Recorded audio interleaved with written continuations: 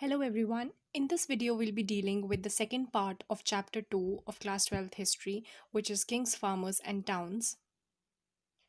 So, the first topic of our video is an early empire. So, in the previous video, we discussed about the Magad kingdom. The area of Magad kingdom corresponds to present day South Bihar. In the last video, we discussed how there was growth of the Magad kingdom on a massive level. तो अब जब इस kingdom की growth हुई on such a big scale it ultimately resulted in the formation of the Mauryan empire जो दो empires which we will study in this video that is the Mauryan empire and the Gupta empire both of them originated from the Magadha kingdom the period of the Mauryan empire and the Gupta empire is also refer to as the golden age of India so Mauryan empire की establishment हुई कैसे In the year 321 BCE, there was this Nand dynasty which was ruling. इसका ruler था Dhanananda, who was overthrown by Chandragupta Maurya with the help of Kautilya. So Kautilya या जिन्हें हम चाणक्य भी कहते हैं, he was the prime minister of Chandragupta Maurya. इनके बारे में we will study in detail when we will talk about अर्थशास्त्र. So now when Dhananand was defeated, Chandragupta Maurya became the king and this led to the establishment of the Mauryan Empire. So the first ruler of the Mauryan Empire was Chandragupta Maurya. Then the second ruler was Bindusar. He was the son of Chandragupta Maurya. And the third and the most prominent ruler of the Mauryan Empire is King Ashoka, who was the son of Bindusar. So the extent of Mauryan Empire was from Afghanistan and Balochistan to present day Odisha. So now let's discuss how we got to know about the Mauryas. तो अब there are variety of sources जिनसे हमें Mauryan empire के बारे में पता चलता है. So the first of these are the archaeological finds. For example, sculptures. Then one of the most important source is the account of Megasthenes. So he was a Greek historian and a diplomat. Diplomats का मतलब होता है राजदूत. In present times also we have diplomats representing the country in various other countries or platforms.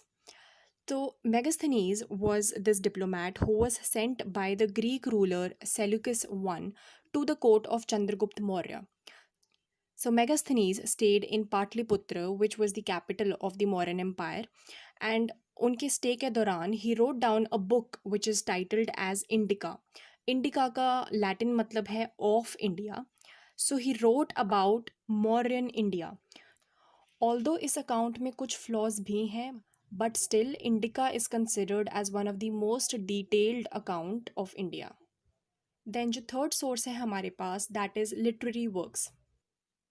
So we got a lot of information about the Mauryan Empire from the Buddhist, Jain and Puranic literature as well as from Sanskrit literary works. The fourth source is inscriptions. अब inscriptions के बारे में we have already discussed in the previous video, so I will not go into detail. However, one of the most important inscriptions are those of King Ashoka. जो Ashokan inscriptions थी they were mostly written in the Prakrit language which is the language of the ordinary people and ये जो inscriptions लिखी जाती थी they were written on stone surfaces. So Ashoka is considered to be the first ruler who inscribed his messages to his subjects and officials on stone surfaces like natural rocks, pillars etcetera. So King Ashoka used these inscriptions for propagating or spreading his ideas about Dhamma, जिसके बारे में हम detail में पढ़ेंगे further in the video.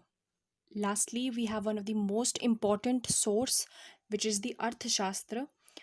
Earth means money. अर्थशास्त्र की literal translation है the science of material gain or the science of political economy. So अर्थशास्त्र was written by Kautilya या जिन्हें हम चाणक्य या विष्णुगुप्त भी कहते हैं. Kautilya was an Indian statesman.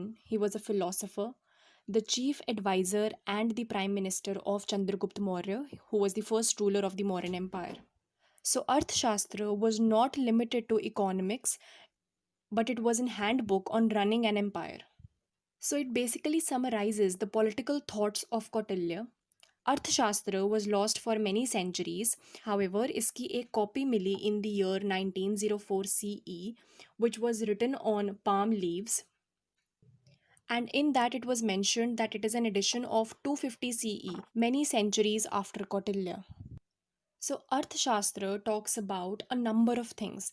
These include diplomacy, military tactics, law, taxation, agriculture, trade, coinage, administration, spies, etc. One interesting feature is that the ideas which are contained in Arthashastra, they are totally practical and unsentimental. So Kautilya wrote about topics like assassination, when to kill family members, how to manage secret agents, when is it useful to violate treaties, when to spy on ministers, etc. तो देखा जाए these are really controversial topics. However, Kautilya wrote about them in extreme depth and detail. One important aspect of Arthashastra is that Kautilya talked about the Saptang theory. Sapt means seven. So he talked about the seven components that a state should have. These include kings, ministers, country, which country includes the population, the geographical conditions, as well as the natural resources. Then the fourth component is fortification. Then we have treasury, army, and allies. So in Arthashastra, Kautilya explained each component and stressed the importance of strengthening these elements in one's kingdom and weakening them in enemy's state by using spies and secret agents. Lastly, he also wrote about the duties of rulers. He stated that happiness of subjects is happiness of the king, their welfare is his. So this is all about Arthashastra. So now let's move on to the next topic, which is administering the empire. That is, empire को चलाया कैसे जाता था.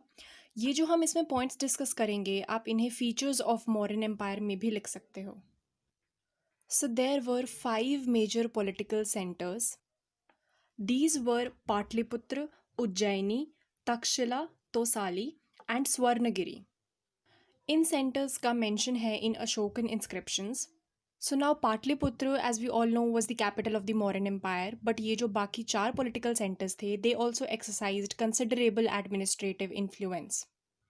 Now, with respect to the question कि क्या Mauryan Empire में single administrative system था या नहीं, whether there was a uniform administrative system, तो historians ने suggest किया है that it is highly unlikely. This is because जो empire था वो बहुत ही ज़्यादा बड़ा था, बहुत ही ज़्यादा diverse था, इसीलिए जो power थी that was kind of divided among different administrative units. तो जो power थी that was not concentrated in only one region. However, it can be seen that the administrative control was strongest in the areas which were around the capital and the provincial centers. So administrative control सबसे ज़्यादा strong in areas के आसपास था. Therefore, it can be said that जो empire था that was divided into subdivisions for better and efficient administration. The next point is that the rulers of that time were highly ambitious. तो जब बात आती है about the expansion of the empire, so they made ruthless policies to bring areas under their influence and expand their kingdom. So the next point is communication. अब communication is very important for administration of the empire. So in the Mauryan Empire, land routes as well as riverine